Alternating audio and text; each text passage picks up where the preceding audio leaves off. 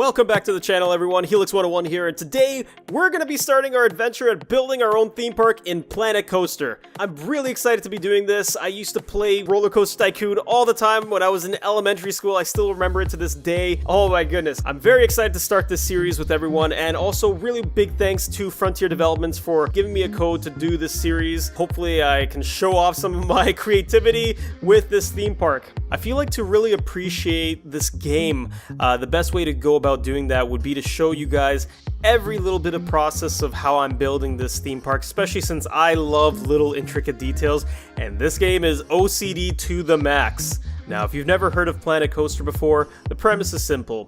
It's basically a roller coaster tycoon style game. Actually, it's made from some of the developers that worked on those previous games. However, the main big difference compared to the other roller coaster tycoon games is that there is so much detail in this game, and you can actually go into the rides once you start building them. Now, for this episode, I've been working on this entrance for several hours, and it would be no fun to show this all in real time.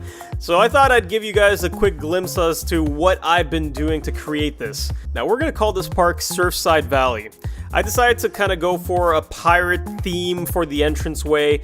It took a while to decide how I was going to go about doing it, and I was still learning the controls too, so it took me a little bit of time to get into the flow of the game. Now I'm starting to get a little bit better at it with the shortcuts and everything, which I would really recommend looking up if you are starting to play this game. It does help improve the speed of working on these projects.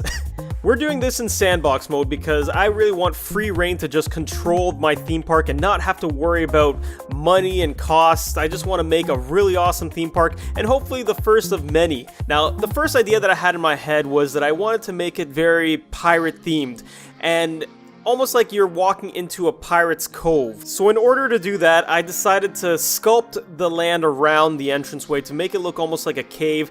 And at first it was going to be a small cave. I'm going to show you guys a little bit of the reiterations that I had to do. And I messed up a lot of stuff at the beginning here. I didn't understand what I was doing. Now it's starting to look a lot like I wanted to. Building the pathway at the beginning was very challenging since there's a little bit of a finicky snap feature, and even when you set it off of snapping in angles and degrees, it still isn't 100% perfect, but it works. A lot of it you'll have to do fine-tuning and deciding what looks good to your eye if you're like me and very obsessive compulsive with these kind of games.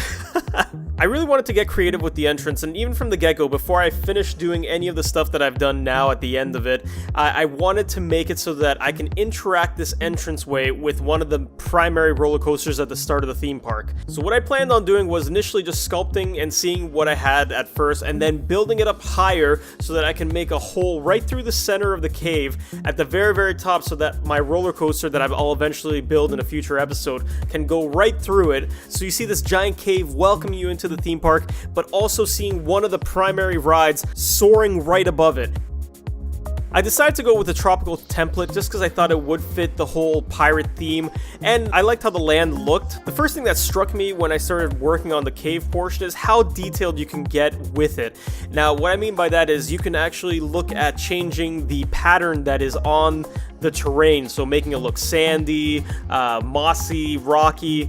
You could really play around and make it as detailed as possible. It does take time, but at the same time, it's very worthwhile. You can also chisel away at the rock, which is fantastic for giving that textured feel. Make it really look like a rocky mountain cave entrance, and I played around with this a lot, as you'll probably see in some of these super cuts here.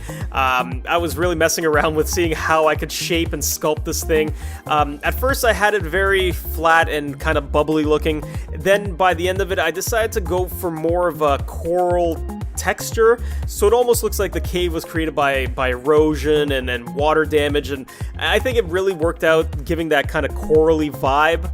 I may come back to the entrance from time to time while I'm working on the theme park in case I do become inspired or want to change some things up.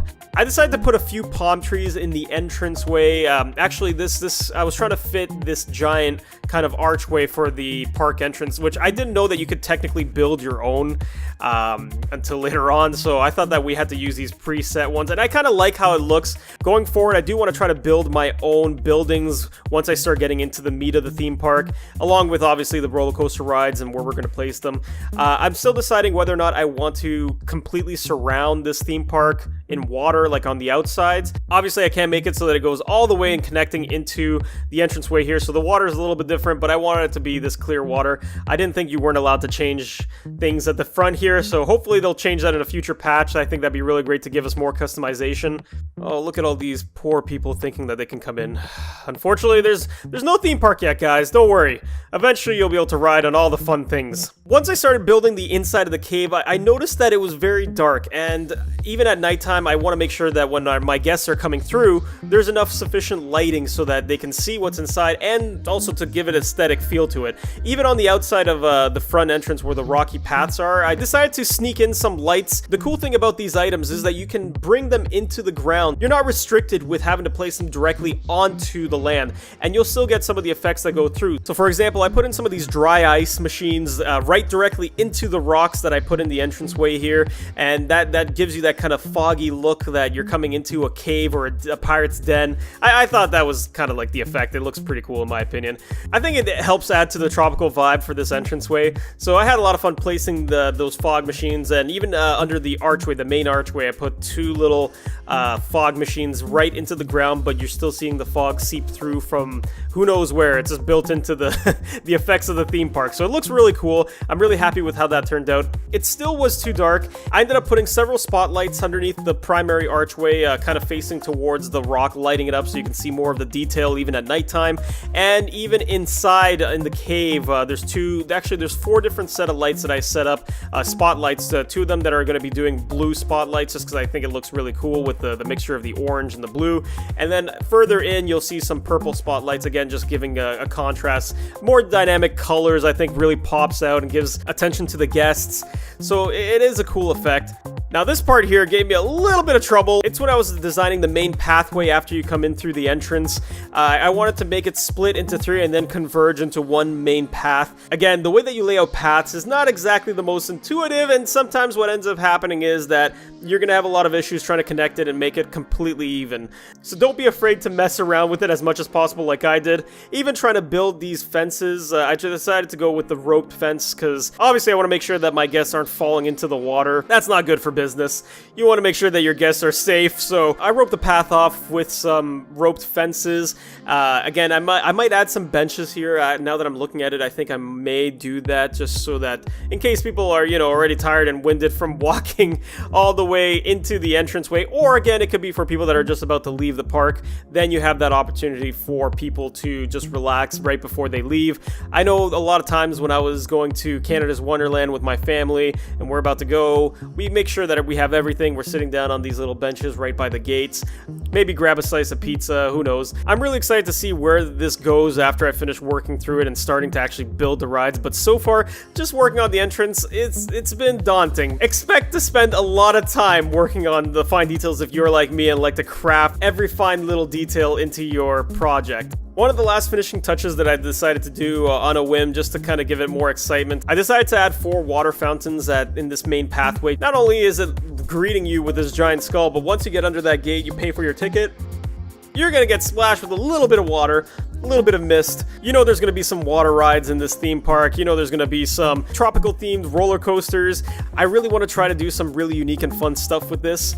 One of the main things that I will be looking to do is working with the terrain, so maybe look at underground roller coasters. It should be pretty exciting once we get it rolling. Alright, so now that you've seen how I've gone about constructing what I have so far, I put together a little nice video just showcasing the entranceway and all the little details once it's somewhat completed. Once again, welcome to the beginning of Surfside Valley.